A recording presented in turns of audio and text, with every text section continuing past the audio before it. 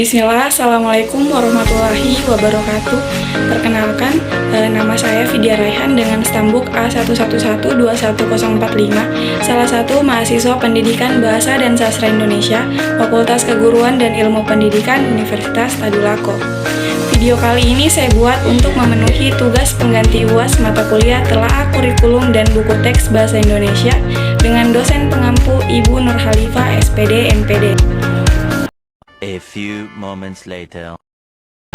Nah teman-teman, di video kali ini saya akan membahas tentang penjelasan terkait kurikulum berbasis kompetensi, kurikulum tingkat satuan pendidikan, kurikulum 2013, dan kurikulum merdeka.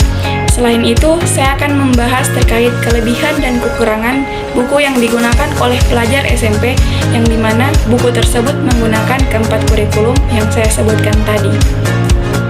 Untuk pembahasan lebih lanjut, silakan disimak ya teman-teman. A few moments later.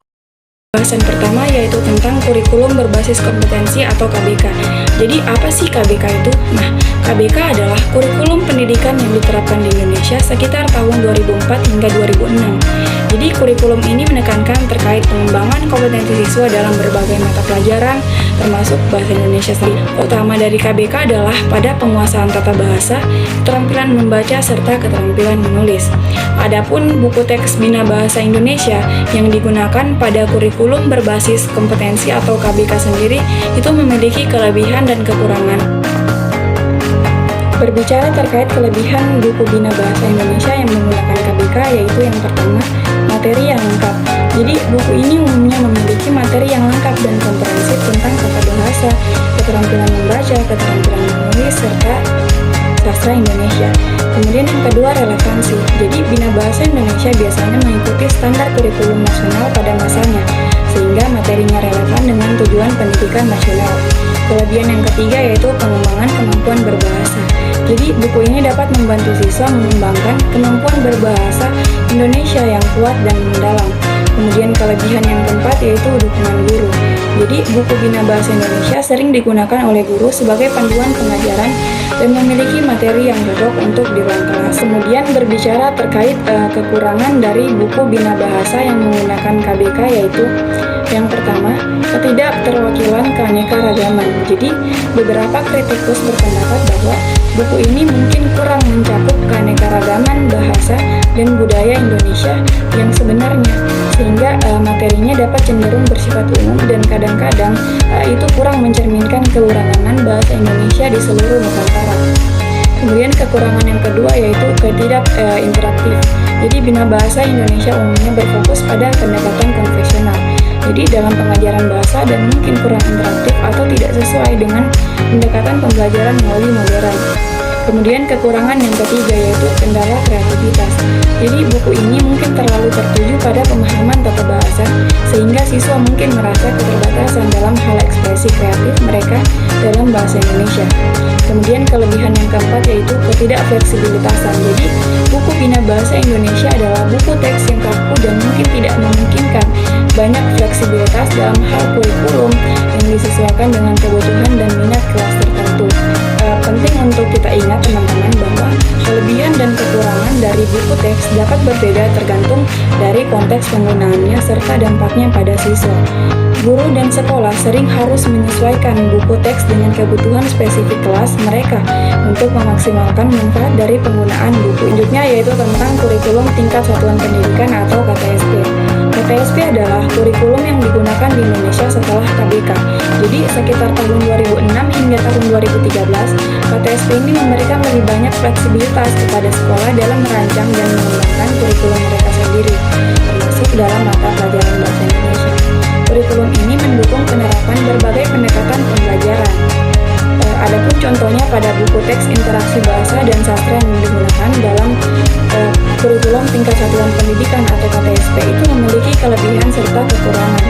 Berbicara terkait kelebihan buku teks interaksi bahasa dan sastra yang menggunakan KTSP adalah yang pertama, keterpaduan antara bahasa dan sastra. Jadi buku ini cenderung mengintegrasikan pengajaran bahasa dengan sastra. Membantu siswa memahami hubungan antara keduanya, ini dapat meningkatkan pemahaman siswa tentang konteks sastra dalam bahasa Indonesia. Kemudian kelebihan yang kedua yaitu beragam materi. Jadi buku ini seringkali menyajikan beragam materi termasuk karya sastra dari penulis Indonesia yang berbeda. Hal ini bisa membantu siswa terpapar pada berbagai aspek bahasa dan juga sastra di Indonesia sendiri. Kemudian kelebihan yang ketiga adalah pendekatan aktif. Jadi buku ini mungkin mendorong pendekatan aktif dalam pembelajaran seperti diskusi kelompok dan analisis sastra. Hal ini dapat mengembangkan keterampilan berpikir kritis siswa. Selanjutnya tentang kekurangan buku teks interaksi bahasa dan sastra yang menggunakan KTSP. Yang pertama yaitu kemungkinan tidak konsisten.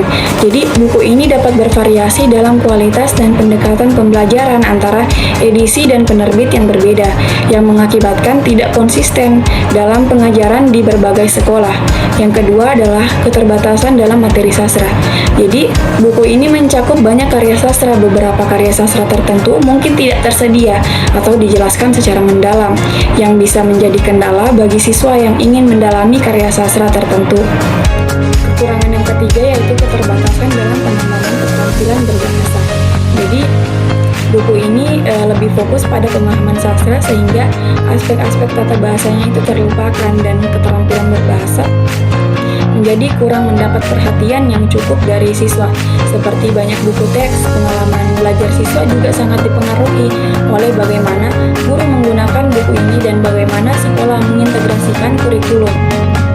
Guru yang kreatif dan berpengetahuan itu mungkin dapat mengatasi beberapa kekurangan dari buku teks ini, yaitu dengan menambahkan materi tambahan dan juga metode pengajaran yang lebih relevan.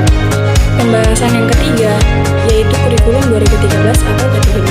Jadi K13 adalah kurikulum yang mulai diterapkan di Indonesia sekitar tahun 2013. Pendekatan ini memperkenalkan pembelajaran berbasis tematik yang mengintegrasikan keterampilan berbahasa dengan mata pelajaran lain. Jadi K13 bertujuan untuk mempersiapkan siswa dengan keterampilan kritis dan kreatif yang relevan dengan kebutuhan abad ke-21. Adapun contoh buku teks tematik bahasa Indonesia yang digunakan dalam kurikulum K13 yaitu memiliki kekurangan serta kelebihan yang tertentu. Berikut adalah contoh-contoh kelebihan serta kekurangannya. Berbicara terkait kelebihan buku teks tematik bahasa Indonesia yang menggunakan K13 adalah yang pertama, pendekatan tematik. Jadi, buku teks tematik ini mendekatkan pembelajaran bahasa Indonesia dengan konteks nyata dengan mengintegrasikan keterampilan berbahasa dengan topik-topik yang relevan dan menarik bagi siswa. Kemudian, kelebihan yang kedua yaitu pengembangan keterampilan komunikasi. Buku ini mungkin lebih menekankan pengembangan keterampilan berbicara, mendengar, serta membaca maupun menulis secara seimbang. Hal ini memungkinkan siswa untuk mengembangkan keterampilan komunikasi yang lebih komprehensif. Kemudian kelebihan yang ketiga yaitu pemberian konteks.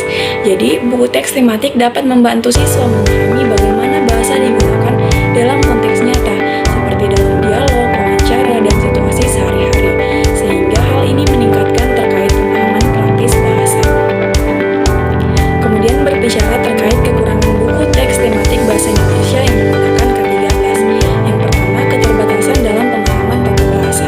Buku teks tematik mungkin cenderung tidak mendalami aspek tata bahasa dan struktur bahasa dengan secara mendalam, yang dapat mengakibatkan pemahaman tata bahasa yang kurang kuat kepada siswa.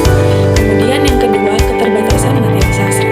Jadi sastra Indonesia mungkin tidak mendapat perhatian yang cukup dalam buku teks ini, sehingga siswa mungkin tidak memiliki eksposur yang cukup terhadap karya sastra yang ada di Indonesia. Kemudian yang ketiga yaitu kemungkinan ketidakseimbangan materi. Terkadang buku teks tematik ini dapat menghadirkan topik tertentu yang lebih mendalam daripada yang lain, yang dapat mengakibatkan ketidakseimbangan dalam pengembangan keterampilan siswa itu sendiri.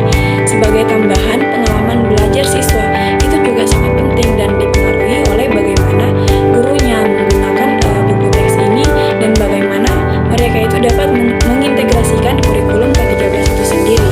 Jadi, guru yang terampil dan berpengetahuan itu dapat mengatasi beberapa kekurangan buku teks ini dengan memberikan materi tambahan serta metode pengajaran yang lebih relevan. Kemudian pembahasan yang terakhir yaitu kurikulum